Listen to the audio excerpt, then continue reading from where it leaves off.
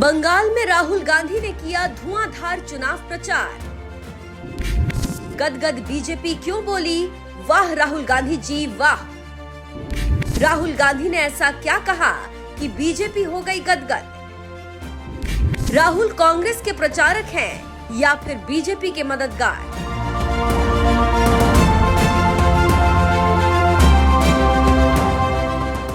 देश की सबसे पुरानी पार्टी कांग्रेस की कमान भले ही 83 साल के बुजुर्ग मल्लिकार्जुन खड़गे संभाल रहे हैं, लेकिन पार्टी का असली चेहरा आज भी राहुल गांधी ही है। ये बात पूरा भारत जानता है। लेकिन इसके बावजूद राहुल गांधी जब भी कांग्रेस के लिए चुनाव प्रचार करने जाते हैं, कांग्रेस के स्टार प्रचारक कम, बीजेपी के स्टार प्रचारक ज्यादा नजर आते हैं। कुछ ऐसा ही एक बार फिर हुआ जब वो पश्चिम बंगाल में पार्टी के लिए चुनाव प्रचार करने पहुंचे और ऐसा बयान दिया कि खुद बीजेपी राहुल गांधी को धन्यवाद देते हुए उनकी वीडियो सोशल मीडिया पर डाल रही है।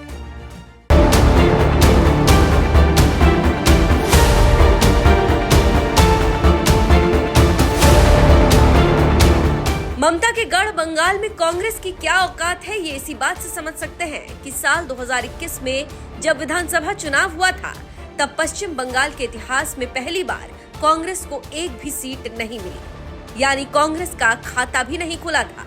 लेकिन इसके बावजूद राहुल गांधी बंगाल में चुनाव प्रचार करने के लिए देर से मैदान में उतरे और जब चुनाव प्रचार करने उतरे तो ऐसा लगा कि वो कांग्रेस की बजाय बीजेपी को जिताने में लगे हुए हैं। यकीन नहीं तो राहुल गांधी का ये बयान सुन लीजिए। बंगाल में किसी को रोजगार चाहिए तो फिर कोई ना कोई रिश्तेदारी टीएमसी में होनी पड़ेगी, नहीं तो नहीं मिलने वाला।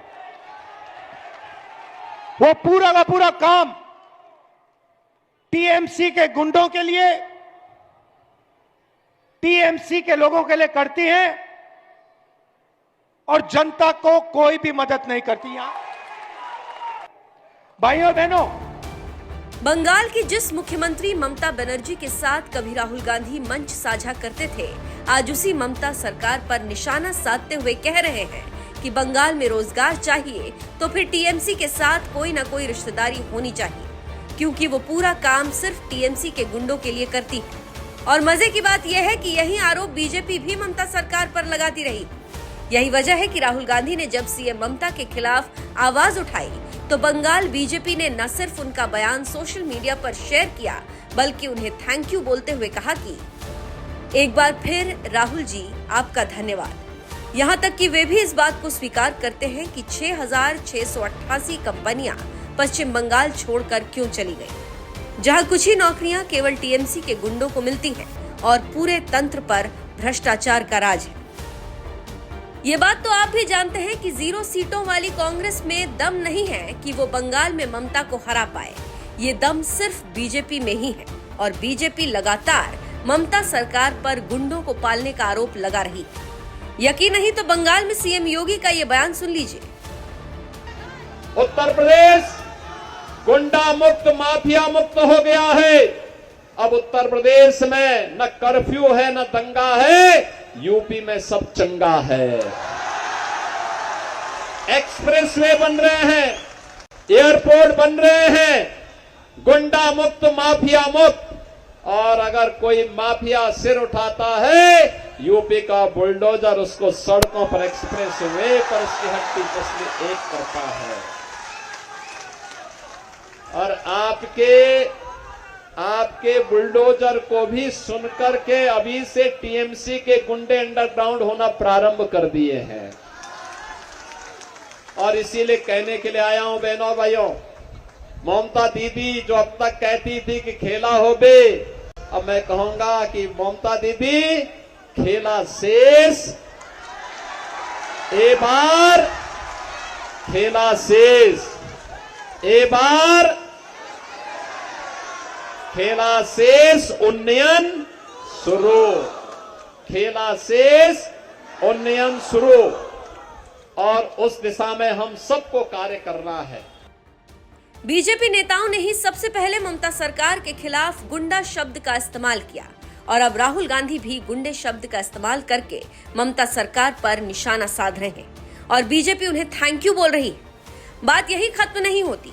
राहुल गांधी का एक और बयान सोशल मीडिया पर तेजी से वायरल हो रहा है, जिसे बंगाल बीजेपी के आधिकारिक सोशल मीडिया हैंडल से भी ट्वीट किया गया। सुनिए राहुल गांधी क्या कह रहे हैं। अगर ममता जी ने साफ सुथरी सरकार चलाई होती, अगर ममता जी ने बंगाल को पोलराइज नहीं किया होता, तो बीजेपी के लिए रास्ता नहीं खुलता। ममता सरकार पर हमला बोलते बोलते राहुल गांधी यहां तक कह गए कि अगर ममता जी ने साफ सुथरी सरकार चलाई होती और बंगाल को पोलराइज नहीं किया होता तो बीजेपी के लिए रास्ता नहीं खुलता। यानी कहीं ना कहीं राहुल गांधी भी ये बात मान गए हैं कि बंगाल में बीजेपी की जीत के लिए रास्ता खुल गया है और यही वजह है कि खुद बीजेपी ने राहुल गांधी का ये बयान शेयर करते हुए सोशल मीडिया पर लिखा, राहुल गांधी टीएमसी को लेकर लगातार सच के बम फोड़ रहे हैं। एक बार फिर धन्यवाद राहुल जी। इतना ही नहीं, एक वीडियो में तो खुद राहुल गांधी बंगाल वालों से ये बात कह रहे हैं कि टीएमसी बीजेपी का मुकाबला नहीं कर सकती। भाई और बहनों, एक बात मत भूलिए, टीएमसी बीजेपी का मुकाबला नहीं कर सकती है, ये मत भूलिए। टीएमसी बीजेपी का मुकाबला नहीं कर सकती है, ये मत भूलिए। भाई और बहनों, एक बात मत भूलिए, टीएमसी बीजेपी का मुकाबला नहीं कर सकती है, ये मत भूलिए। टीएमसी बीजेपी का मुकाबला नहीं कर सकती है, ये मत भूलिए।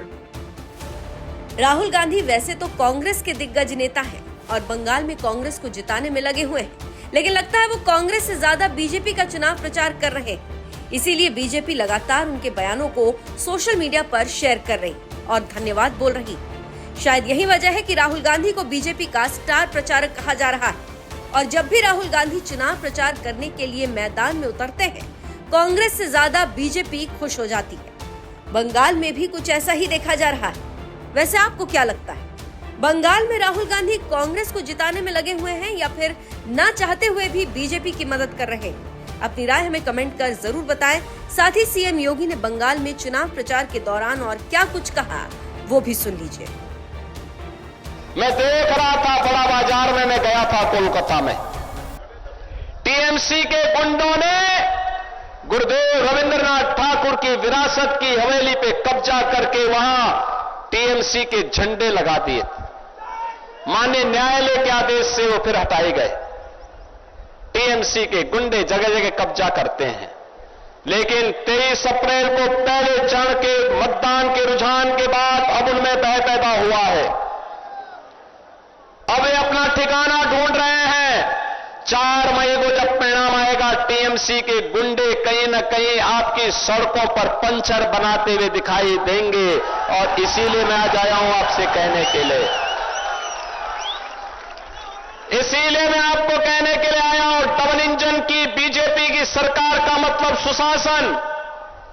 आपको शासन की योजना का मिलने वाली लाभ की गारंटी, आपका विकास, बेटी की सुरक्षा और व्यापारी की सुरक्षा भी, बंगाल के नौजवानों के लिए रोजगार की गारंटी, माताओं और बहनों के लिए स्वावलंबन की गारंटी, हमारे विरासत से जुड़े हुए मां काली के स्थान हो, बाबा तारकनाथ का स्थान हो, इनमें भव्य कॉरिडोर के विकास का मार्ग प्रशस्त करने की दिशा में बढ़ाए जाने वाले कदम है।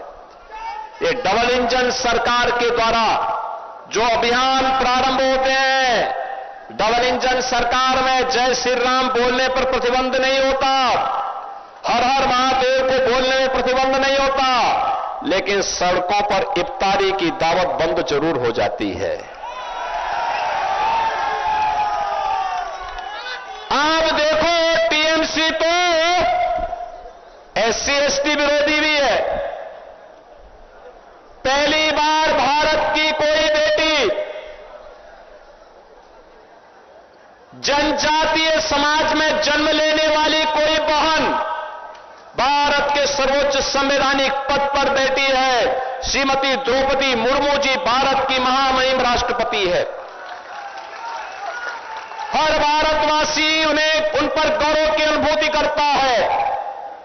लेकिन जब वो बंगाल में आती है तो ममता दीदी प्रोटोकॉल का पालन नहीं करती, सम्मान नहीं देती है।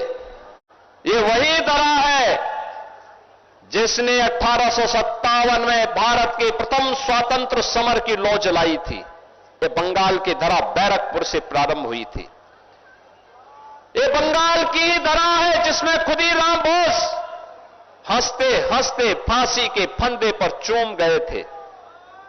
और ये बंगाल की धरा है जिसने 1905 में बंगाल विभाजन का विरोध करते हुए स्वदेशी का नारा पूरे भारत को दिया था। बहनों और भाइयों, आज उस बंगाल को, जो बंगाल कभी अपने कला और साहित्य के कारण भारत की कल्चरल राजधानी कहलाती थी, कल्चरल कैपिटल के रूप में विख्यात थी, जो बंगाल अपने कल कारखानों के कारण भारत की इकोनॉमी का ग्रोथ इंजन था, आज उस बंगाल का क्या हो गया? उस बंगाल में आज कल्चरल कैपिटल कहलाने वाली बंगाल, ममता दीदी आज नाराज होती है जब जय श्री राम का नारा लगता है। ममता दीदी को ऐसे लगता है जैसे उसकी सत्ता हिल रही है जब हम हर हर महादेव का नारा बोलते हैं। मैं भी आया था तारकेश्वर, मैं भगवान तारकनाथ जी का दर्शन करके मैं आ रहा हूं। मैंने देखा है, आप सोचिए अगर यहां डबल इंजन की बीजेपी की सरकार होती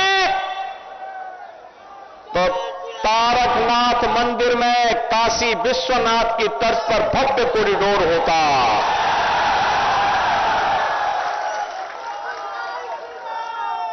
श्रद्धालुओं को भी सुविधा होती और एक एक व्यापारी को भी व्यवस्थित रूप से अपना व्यवसाय करने का अवसर प्राप्त होता। बहनों और भाइयों, लेकिन यहां तो पहले कांग्रेस ने, फिर कम्युनिस्टों ने और पिछले 15 वर्षों में टीएमसी के द्वारा बंगाल को कंगाल बनाया गया है।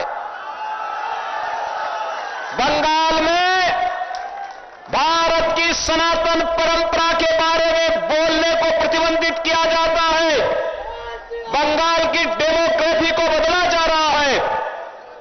जय श्री राम पर प्रतिबंध लगाया जाता है।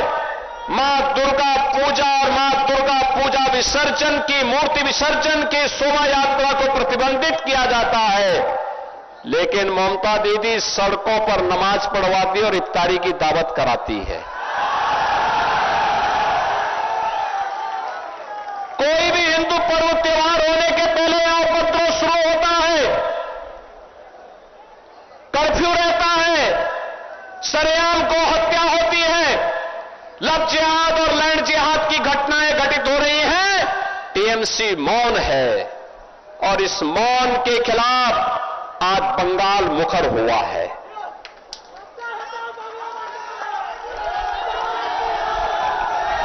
आज बंगाल मुखर हुआ है टीएमसी के कुशासन से मुक्ति के लिए।